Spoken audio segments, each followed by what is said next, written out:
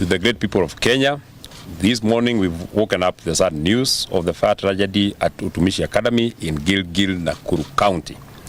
On behalf of the DCP party, on behalf of our supporters across the country and beyond, we send our heartfelt sympathies and condole with the families and parents who've lost their loved ones.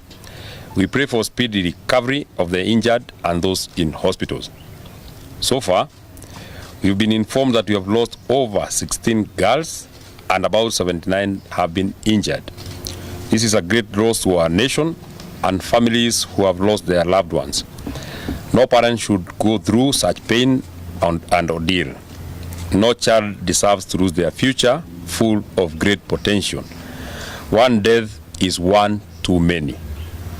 Any nation that loses its young people in what could have been prevented must question their moral and responsible conscience. As the nation mourns, we strongly question the disaster preparedness in our country, especially in our boarding schools. We have lost too many students for a long time, ranging from St. Kizito in 1990s, Changuri Boys, Hillside and Russia Academy, and countless others.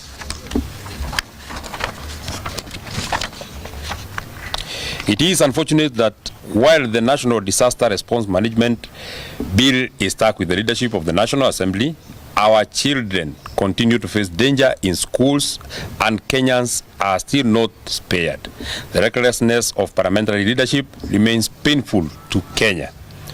The function of disaster response is treated as an afterthought by this administration, who carelessly moved to the incompetent Cabinet Secretary for Interior, Kipchumba Murkomen, who cannot be reached while he is attending to his late-night social calendars.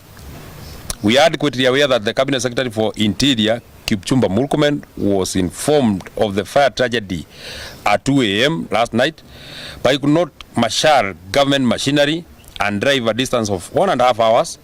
The Cabinet Secretary is too big that he could not even drive. He chose to only fly and was waiting for the weather to clear up this morning.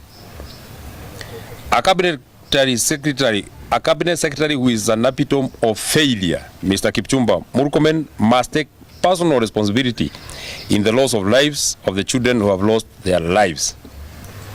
If the same effort and energy used to recruit, deploy, and maintain political goons by Kipchumba Murkomen and Raymond Omolo was applied, disaster response management bill, the disaster management bill would have been applied, mitigation measures would have been implemented, and lives would have been saved. Moving into the future, we must put Kenya in a much better space in terms of disaster preparedness, disaster management, and mitigation.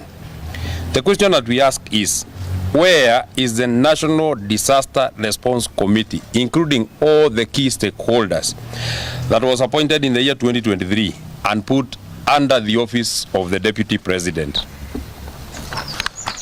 Why was this key function moved to the Cabinet Secretary for Interior as a person and not an office?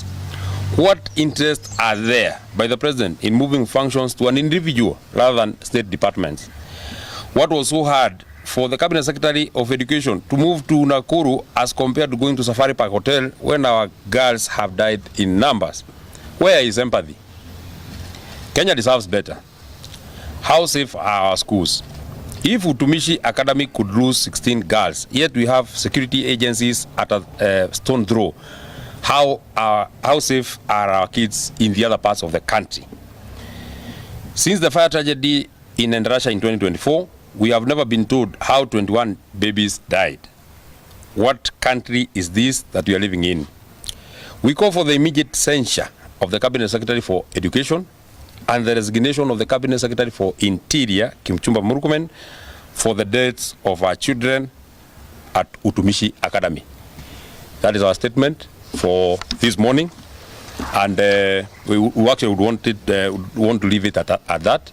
I'm sure we'll also call you at a future date as we continue to give blow-by-blow accounts of what we want to do and what we are planning for the people of Kenya. I want to thank you very much. Asanteni sana.